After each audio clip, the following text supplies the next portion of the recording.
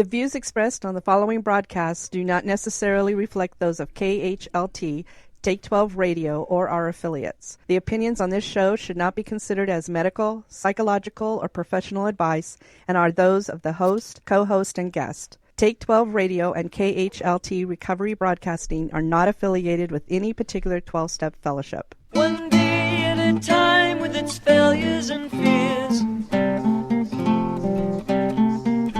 with portion of pain and burden of care, we must meet.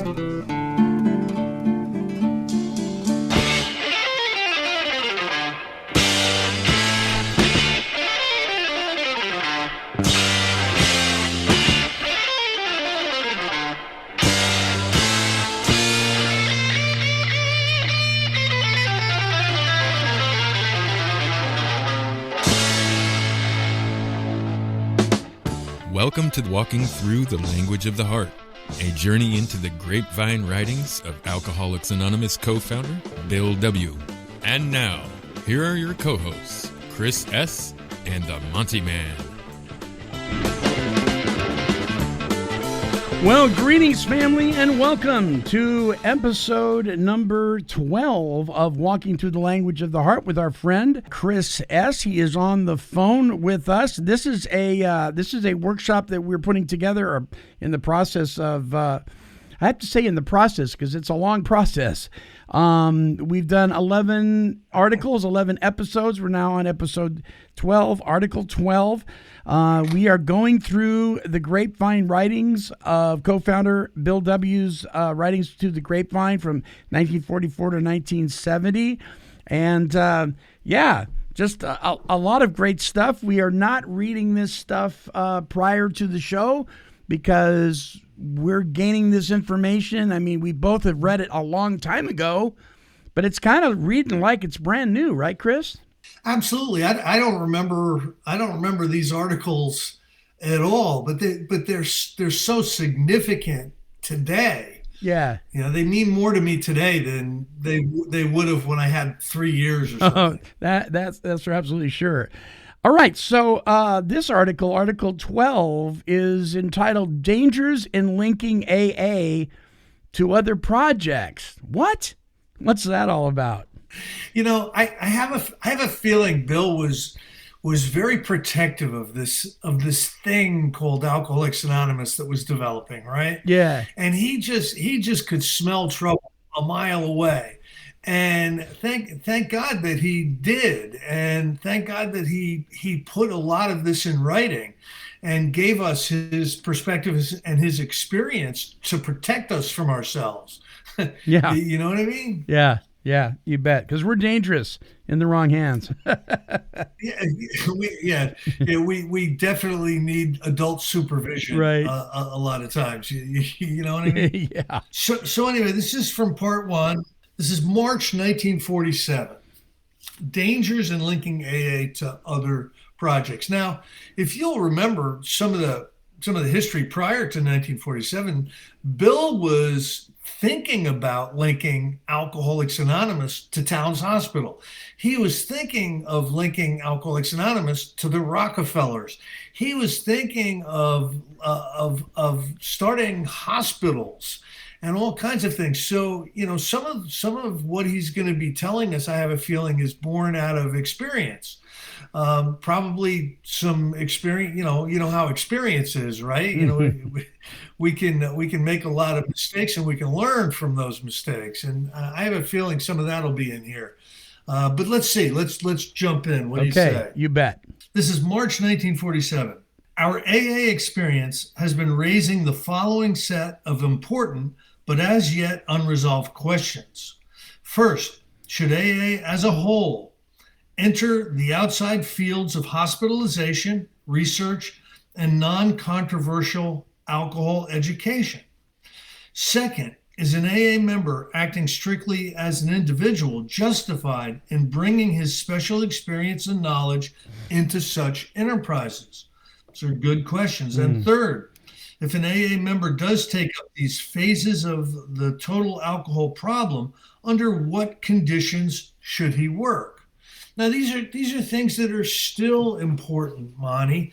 I would guess that 80% of counselors and therapists in treatment centers today come out of some type of recovery.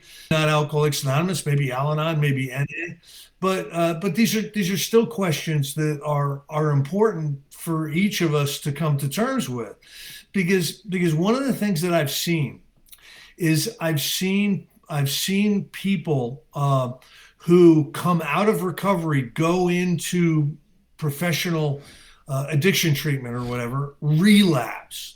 Now, many people relapse, right? But there was this woman, Geraldine Delaney, who ran one of the earliest treatment centers in the country. It's called Elena Lodge, right? Mm-hmm. And I've done treatments there over the years, but Elena Lodge was started in the very early 50s or something. So that she had an enormous amount of experience with alcoholics. And I remember asking her one time, I go, just at a guess, could you tell me, how many people that come out of recovery and become counselors relapse? And she goes, 3 out of 4 of them. Yeah. So I think it's important, the questions that he's asking here.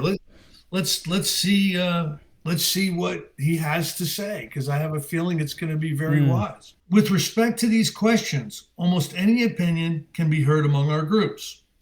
Generally speaking, there are 3 schools of thought: the do everything school, the do something school, and the do nothing school. We have AAs so fearful we may become entangled or somehow exploited that they would keep us in a strictly closed corporation. They would exert the strongest possible pressure to prevent all AAs, whether as individuals or groups, from doing anything at all about the total alcohol problem, except, of course, their straight AA work. They see the specter of the Washingtonian movement among alcoholics of 100 years ago, which fell into disunity partly because its members publicly took up cudgels for abolition, prohibition, and whatnot. These AAs believe that we must preserve our isolation at any cost, that we must keep absolutely to ourselves if we would avoid like perils. And, I'm just going to share my opinion, Monty, because you allow me to do so. Absolutely. You're very kind. I think that position is out of fear. That position has some anxiety wrapped around it. And I can liken this paragraph to the people who believe anonymity means secrecy. Right. We must be quiet. We must tell no one about anything, right? And that's out of fear and out of misunderstanding. I really believe that. You and I are in the same page, as far as anonymity is concerned. And anonymity is not secrecy. Right. It is not staying secret about our society and about our personal experience. Anonymity is about press, radio, TV, and film, and not trying to speak for Alcoholics Anonymous as a whole. Right. It has nothing to do with our 12-step work. If we were to remain secret all the time, how could we really be effective 12-steppers? It wouldn't work. So there are always going to be people like this that maybe are inexperienced. They've still got levels of anxiety and fear about their own sobriety and their own group and everything, and they're going to want to just keep everything really quiet. Let's not step out of the door of this particular room and get involved in anything, because it might be trouble. So that's my personal feelings about it. Tell me what you think. Well, I think there are a lot of folks who are very, very adamant about going further than what the anonymity tradition actually says. But I think a lot of it is they've been taught wrong. And the people that have taught them were taught wrong. And because if you trace it back, a lot of times it's even coming from people that aren't even alcoholics, but have been attending the meetings for a very long time. And you don't know what you don't know. And if one of those people happen to be your sponsor, well, heck, my sponsor's not going to lie to me, right? I mean, I'm trusting him, and his sponsor taught him this, so it must be true. Instead of actually going into the literature itself and checking it out for yourself. I mean, I love it when a speaker at a 12-step convention, or a pastor at a church, or a rabbi, or a spiritual teacher will follow what he says with, "Don't believe me, check it out for yourself, read the literature." I appreciate that so much, because I just think there's just not enough of that. Yeah, don't let anybody read your big book for you. Right. I hear that a lot, and that's pretty good. That's pretty good. That's pretty good advice. Every once in a while, someone will have a personal request that has to do with anonymity, like, please don't record me. And although I don't see that as a strict break in any anonymity tradition, as long as it's not accompanied by a last name or a picture, right? That's their personal choice, right? Sure. And I can kind of respect that. But, sure. But the fact, what I'm worried about, the drum that I'm beating a lot these days, Monty, is this: COVID really decimated for a period of time people's ability to go into 12-step rooms. All right. Yeah. I think a lot of people were lost never to come back, from that period of time. Yeah. And that has not stopped the alcohol or the drug problem out there. I saw some statistics there were horrific the other day. Well over 150,000 documented overdose deaths, with twice that many people dying of alcohol misuse. The things that happen when you have a lifetime of uncontrolled drinking behind you. Mm-hmm. And so there's an enormous amount of continued suffering out there. And Bill has said this himself: how many could be saved if they could hear the message of recovery?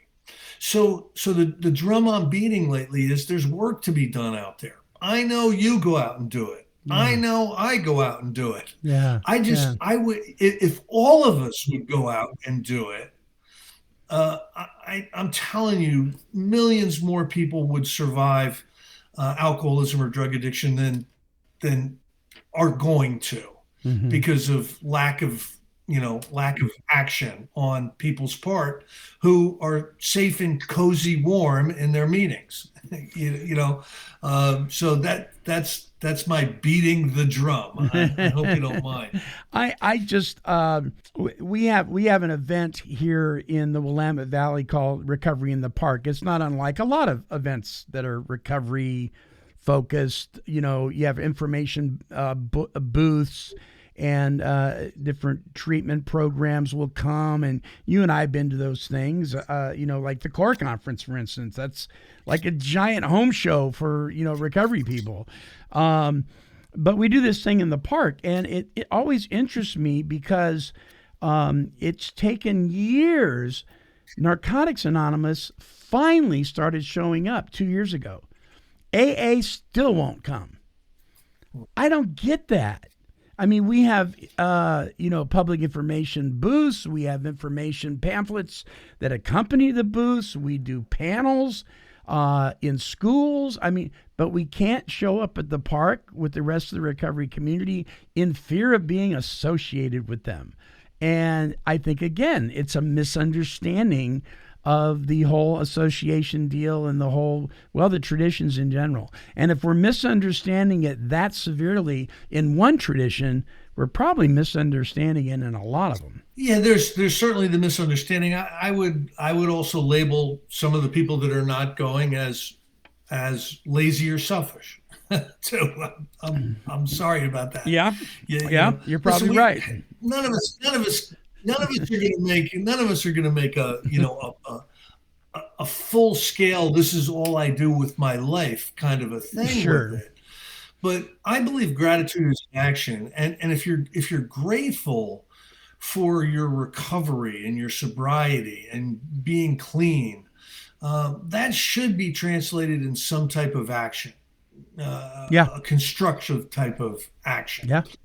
And otherwise it's not gratitude. No. Anyway, let's see what he has to say here.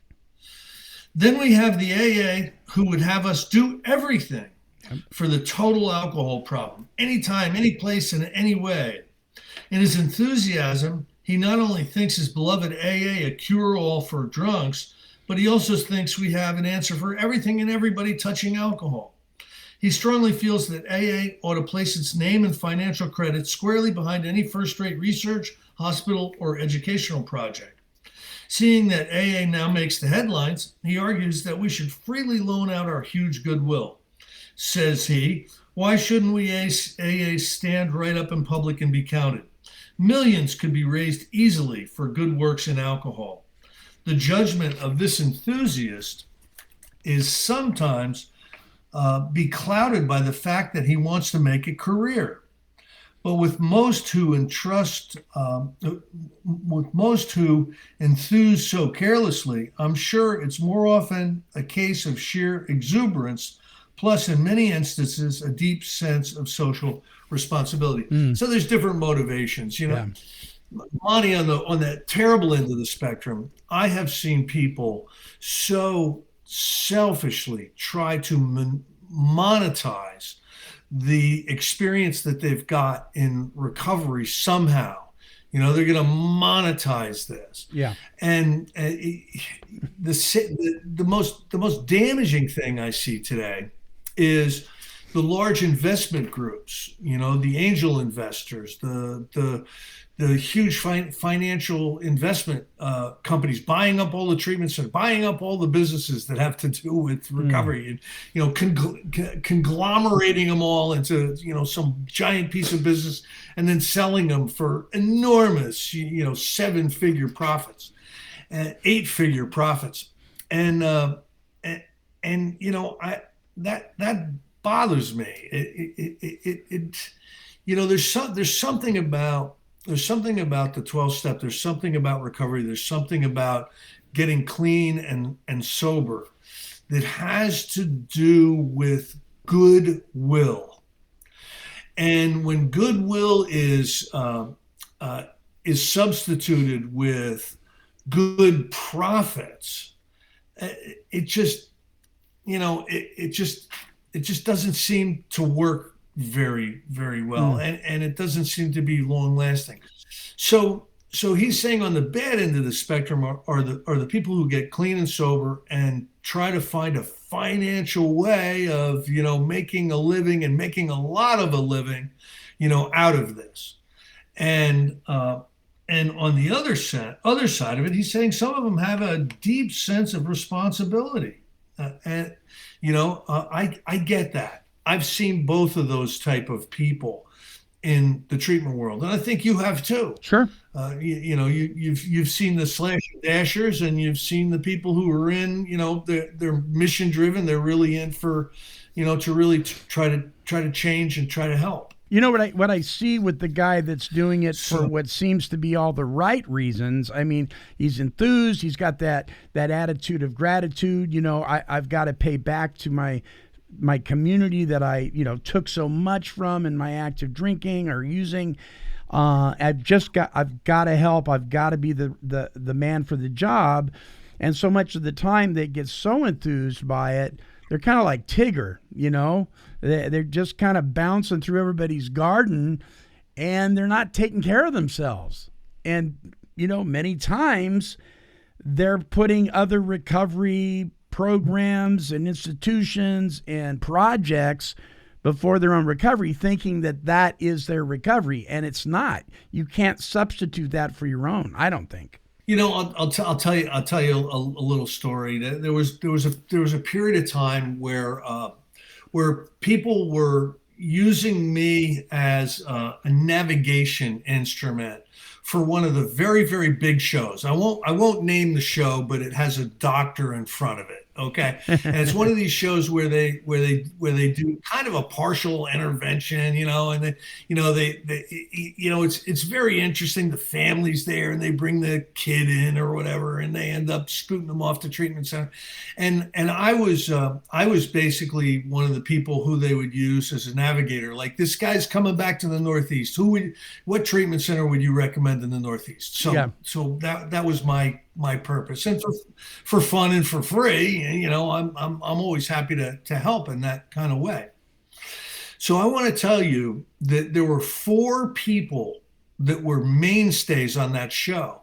They would bring him in at the end of the show, and one of them was a pair that were interventionists, and 3 of them were people who own and ran treatment centers. And during that show, I absolutely was completely aware of, because I was involved in, 3 out of 4 of them were on a relapse while they were on that show. I'm very familiar. Yeah. You know what I'm talking about. I know exactly. I know the situation. I know yep. I know it. And it's not that uncommon. No, we shouldn't be surprised. We really should. But anyway, yeah. Can funny. You help find the interventionist? I'll see what I can do. He went to the restroom, but he's been gone. Anyway, so let's. We're digressing, but let's get back to it here. So it says. So we have with us the enthusiasts and the ultra cautious, the do everythings and the do nothings. But the average AA is not so worried about these phenomena as he used to be. He knows that out of the heat and smoke, there will soon come light. Presently, there will issue an enlightened policy palatable to everyone. Tested by time, that policy, if sound, will become AA tradition. Wow, this is like pre some of the traditions, so he's kind of figuring this out. There's got to be a happy medium that's safe. Sometimes I feared that AA would never bring forth a workable policy, nor was my fear abated as my own views swung with complete inconsistency from one extreme to the other.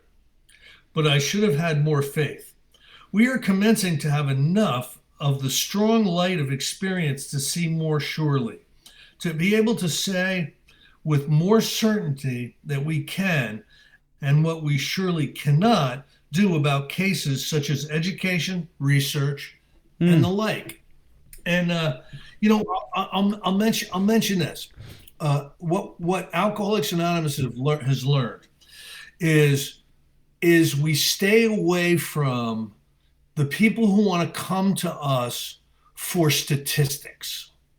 So there'll be a researcher, and they'll want to come to us, and they'll want to break down, us statistically about it. No, we're not interested in that. Would we share our opinions and our experience with somebody? Absolutely. Mm-hmm. And he also talks about that Alcoholics Anonymous has really, really good press. This is 1947. Alcoholics Anonymous did have really good press in 1947.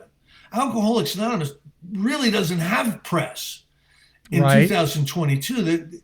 There aren't a lot of, we're old news now. We've been around 80 some years. And the big articles that are gonna educate everybody to what Alcoholics Anonymous is have already been written, and we are old news. Sometimes the only press we get is the bad press. Sure. AA, cult or cure. I was in the AA cult and escaped. Stuff like that. So it's just a little bit different now. Indeed. Anyway, what's your view on that? Yeah. Well, it's really a household name, right? It really is. You can't say AA to anybody they know without knowing what AA is. Just, I mean, unless you live under a rock, I guess the only close confusion would be AAA, and people in AA always make fun of that. But I don't see a lot of fanfare promoting AA from any avenue too much, other than an occasional reference in a movie or something now and then. And it's usually a blurred out, the steps and traditions in the background or some such thing. But I do hear on occasion some people getting on the bandwagon, like you said, this guy had associations, with the Nazi party, but you know what? Just about anybody that gets any attention in the world is going to get accused of something bizarre. It's just part of the game, man. And, if you do your own research, you find a lot of that is just a bunch of people with resentments. So listen, if I wanted to, I could share some stuff that would make us look really bad. Oh, sure. I'll give you for instance. I am friends with 3 bank robbers. Okay. Nice. They went to prison for robbing banks. Right? That's great. They're some of my closest friends today. But their story is they got sober in prison. And they're wonderful, wonderful people. Now I would trust them with my children. You understand what I mean? Yeah. But you share that in a Rotary Club meeting. Right. 3 of my best friends are bank robbers. Right. Yeah, you're out. Yeah. You know what I mean? So everything is in perspective. You know what I mean? It really is. Everything has to be taken for example, we can say quite emphatically that neither AA as a whole nor any AA group ought to enter any other activity than straight AA. He had that right. As groups, we cannot endorse, finance, or form an alliance with any other cause, however good. We cannot link the AA name to other enterprises in the alcohol field to the extent that the public gets its impression that we've abandoned our sole aim. We must discourage our members and our friends in these fields from stressing the AA name in their publicity or appeals for funds. To act otherwise will certainly imperil our unity, and to maintain our unity is surely our greatest obligation. To our brother alcoholics and the public at large, experience, we think, has already made these principles self-evident. And today, they're pretty much taken for granted. I can share, one example. This was a home group I had in 1992. And there was a treatment center. That was back during you couldn't shake a stick without hitting a treatment center, early 90s. You remember that, right? Yep. So anyway, this one treatment center was asking for AA people to come in and run meetings for them. It's not that unusual, right? Right. But they put these AAs through a specific training program. Really? This is exactly what you say, exactly what you don't do. This is exactly what you don't do, and this is, and the people wanted the commitment, so they went ahead and they did the training, but. There was a group conscience because all these people came out of this one group. There was a group conscience that said, listen, we have, if we're going to be sharing as AA members in a treatment center, if that's how we're going to go in, we're going to share the AA way. We're you know what I mean? Yeah. And so that particular commitment went away. Sure. This treatment center was a little bit wacky, Monty. They were asking the AA people to do and say things that weren't right. Yeah. So no, we can. We that would be kind of endorsing that particular treatment center's way of recovery. And you can do that as a as someone that's going in and working there or volunteering there, but you can't be an AA commitment going in there and doing that. Does that make any sense? Yeah, because you're seen as those guys from AA, they're going to bring the meeting tonight. Well, right there, you've got a responsibility to you are in a sense representing.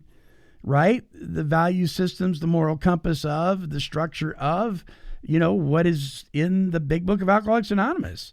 And if you're going to go off in other directions that's not AA, then yeah, that's dangerous territory. And I've seen it happen. Yeah, you can do that. Just don't do it as a representative of AA. Yeah. You know what I mean?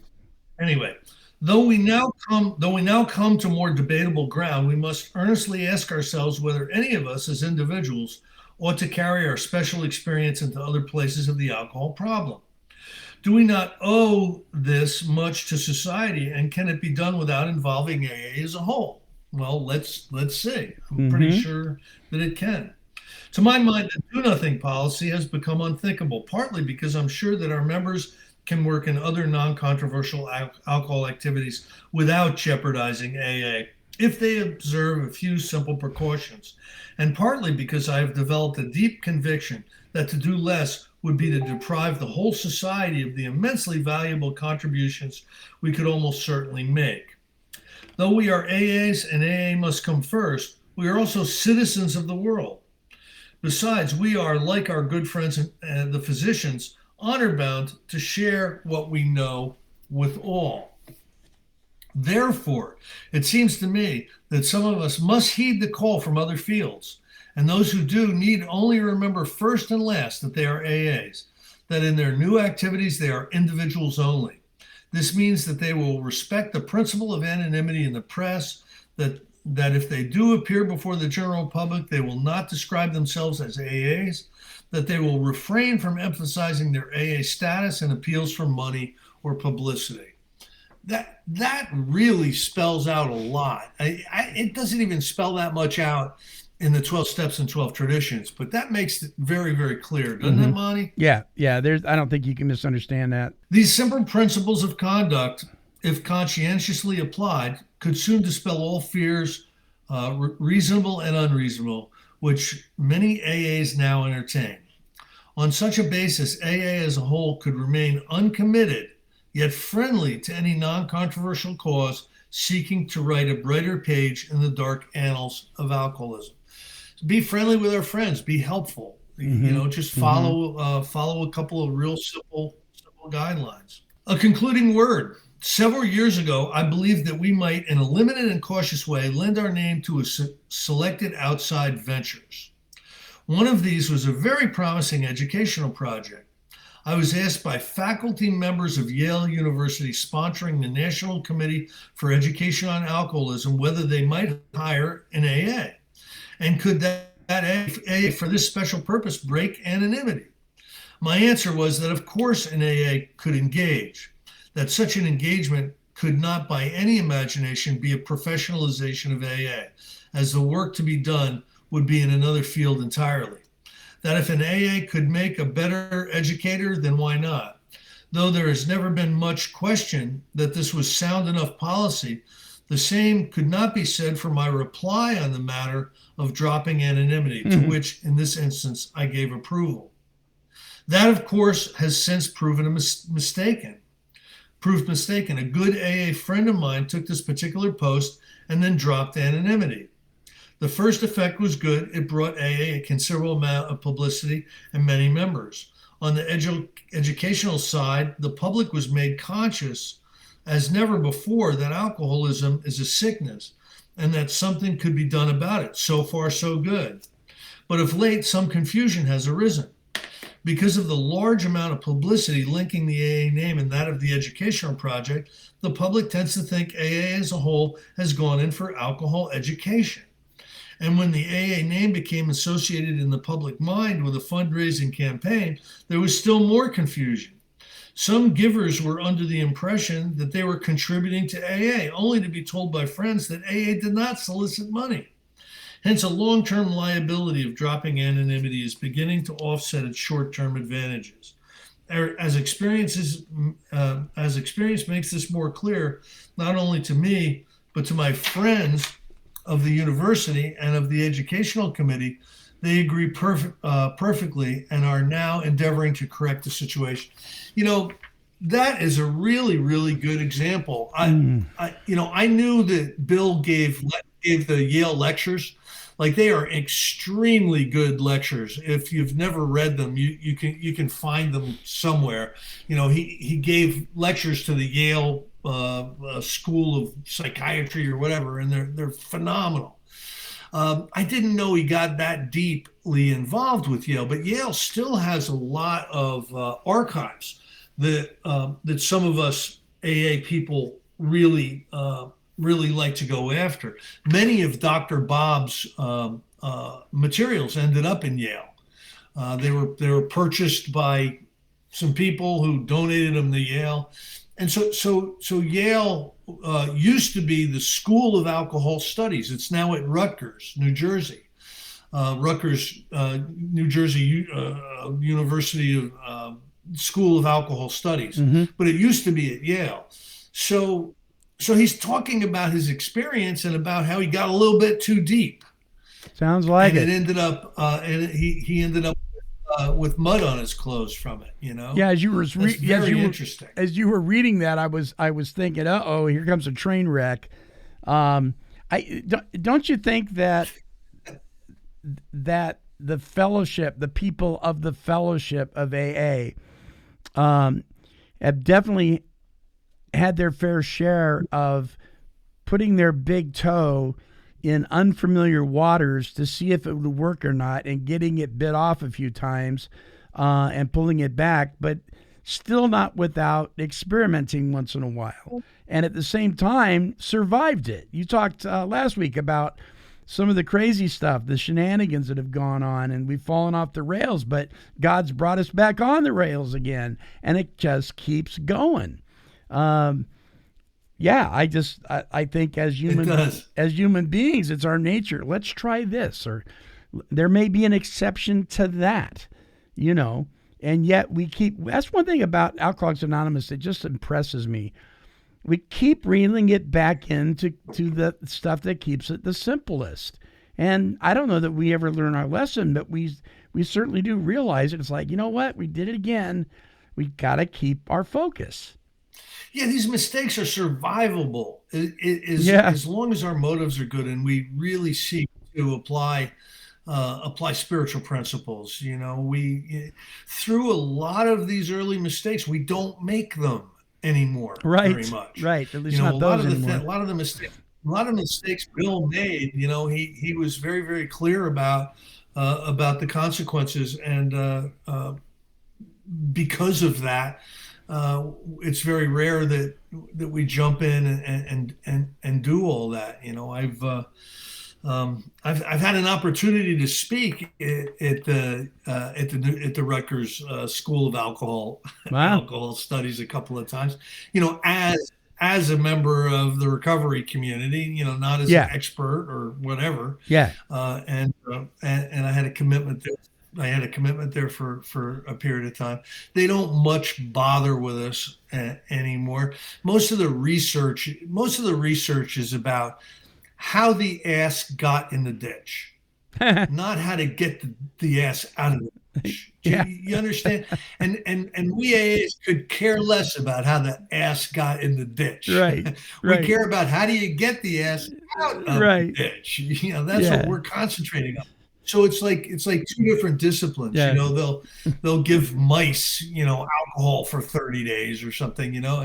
That's got really no. It's going to have no impact on us. We're already in the ditch, Monty. Yeah. You know what I mean?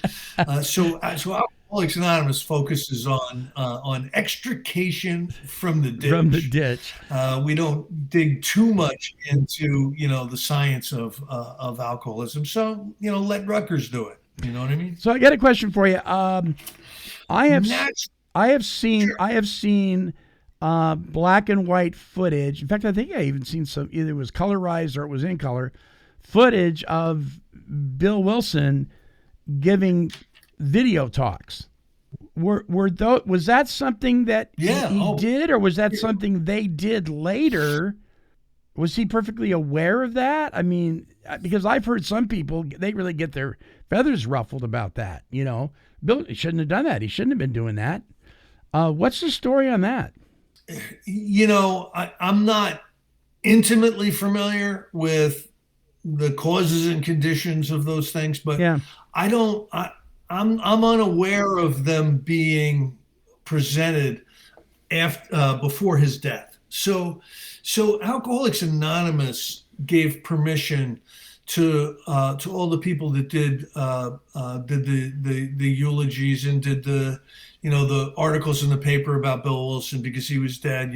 William G. Wilson, founder of Alcoholics Anonymous, and AA was okay with that as a tradition break because of the enormity of the impact of Bill. They almost couldn't not do it, right? Yeah. But those early videos, they seem very homemade. They do. They do. And I don't know of any instances before 1971 where they were shown. So yeah, I'm not one of the people who's going to jump up and down about it. Right. You know what I mean? I'm glad that I've got a picture of him smoking cigarettes and drinking black coffee while Lois, fills up the coffee pot. It's kind of right. It's kind of, it's historic to me. So well, look at Father Martin, for crying out loud. Look how many presentations he's done. Love that he's in his suit in his backyard, doing gardening or whatever. It's very period. Yeah. Naturally and most earnestly, I hope that none of those involved in the work of the committee will suffer to any degree from our mistake. Such, after all, is the purpose of the trial and error by which we learn and grow. So, somebody should look into what he's talking about here. Remember, this is 1947. Well, there's still people that are very interested in the alcohol studies at Yale, and there's archives there, and there's all kinds of stuff. So someone should do an article on what the heck Bill is talking about here, and what he did, how he got involved, what the impact was, how AA, responded to this, what were the mistakes that were made. I think there's more here. I smell more here. Mm-hmm. And, there's a lot of AA historians out there that love nothing better than to, poke through dusty old archives and find out information and then write about it. I hope somebody does that on this Yale debacle. Yeah. All right. He says, briefly summarizing, I'm rather sure our policy with respect to outside projects will turn out to be this. AA does not sponsor projects in other fields, but if these projects are constructive and non-controversial in character, AA members are free to engage in them without criticism if they act as individuals only and are careful of the AA name. Perhaps that's it. Shall we try it? Why not? Let's give it a shot. Why not? Why not? Isn't this cool? It is. It is so cool. He's thinking about it. He's developing this stuff, and he's putting together policy, which is really going to be best practices and turn into our traditions. I'm really loving this workshop. You know what's cool about this? I'm learning so much. And I mentioned it last week that a friend of mine had come to me and said, "Where have I been this whole time? Why did I wait so long to tune into your broadcast?" And they were getting so much out of walking through the language of the heart. I think a lot of arguments would cease, a lot of disagreements and misunderstandings about some of the inner workings of this fellowship would cease if people would just go a little further than a cup of coffee. You know what I'm saying? And they would actually crack this book amongst some of the other ones. It's really fun. It's really fun. Yeah. There's the information is so spot on. It, I appreciate and am grateful for Bill, more and more and more as we're going through this workshop. I really am. Now, years ago, I used to go to it was a house that had been converted into a club, and it was called the URS Club, standing for Unity, Recovery, and Service. And at the URS Club, they had A meetings, in the morning, NA meetings in the afternoon, and then 2 separate rooms, both fellowships in the evening. And it was a place to go hang out. There was a library. There was a pool table. It was safe. It was warm. And next week, we're going to talk about clubs in AA. So that's going to be fun. Can I end with a funny story? Yes, absolutely. All right. I'm down in North Carolina, and I ended up inheriting this house, but it was my grandparents' house in Statesville, North Carolina. And we would go down there for Thanksgiving. And even when my grandmother died and the house was empty, we would still go down there for Thanksgiving every year. It was just traditional to do that. And so we had some neighbors keep the house up, but no one was living in it. And we'd come and we'd do Thanksgiving, and then us Yankees would go away, right? Well, one time I'm down there with a previous wife. Okay. I'm down there with her. And I used to go to a clubhouse, and I was unaware that the name of this clubhouse was A Cup of Water. That's what they called this clubhouse. But I knew where the clubhouse was, and that's where I would go to meetings. That's where we would go to meetings. She was in AA too, and so I knew right where it was. And so we get there, and that's like the hub of recovery in town. So, it was a night that I didn't normally know that you'd go to the clubhouse, but I wanted to go there and get a book, get one of the local books that tells you where all the meetings are around that area. It's like an intergroup book or whatever. But this particular clubhouse had them. I knew that. So I went there. I drove there, and I let her out, and I said, go in and get a meeting book. So she gets out of the car, she walks in, she walks right into this place, and there's like a family in there, and she goes, could I get a meeting book? And they go, oh, you must be looking for a cup of water. And she's like, no, I'm not thirsty. And she's patting the kids on the head and everything. The clubhouse had sold to a family, and now it was a family's house. And she walked right into this family's house and started asking for a meeting book. And they're going, no, you want a cup of water? And she's like, no, I don't. I'm not thirsty. No, you need to go to the cup of water. And finally she figured out, she's looking around, and it's a house. She like comes back to the car. She wanted to kill me, Monty. Oh my gosh. She was so mad. That is a great story. Anyway. Yes, indeed. Oh my goodness. What a great way to close the show. I got to share that with my wife. All right, my friend. Well, good deal. And we will be back next week, folks. Listen, as I've mentioned before, if you want to catch up on these shows, you might want to do that early because there's going to be a ton of them. Visit us at take12radio.com. Of course, you can click on any of the podcasting platforms listed there or wherever you get your podcasts. And go to the Recovery Workshops banner, click on it, and there you'll find the link to Walking Through the Language of the Heart. Chris, have a blessed week, my friend. Thank you once again. Ladies and gentlemen, we're going to close out this show. I just want to thank you from the bottom of my heart for tuning in and being a part of us. You can email us at take12radio@comcast.net. Until next week, or our next broadcast for that matter, this is the Monty'man along with Chris S., and we are wishing God's perfect serenity for you.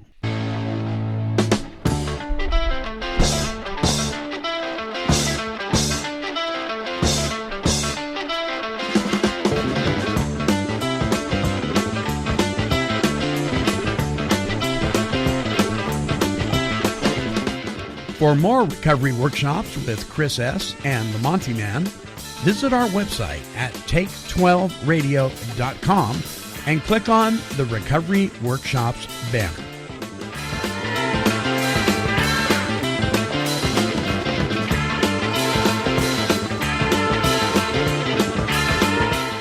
This has been a broadcast of Take 12 Recovery Radio and KHLT Recovery Broadcasting.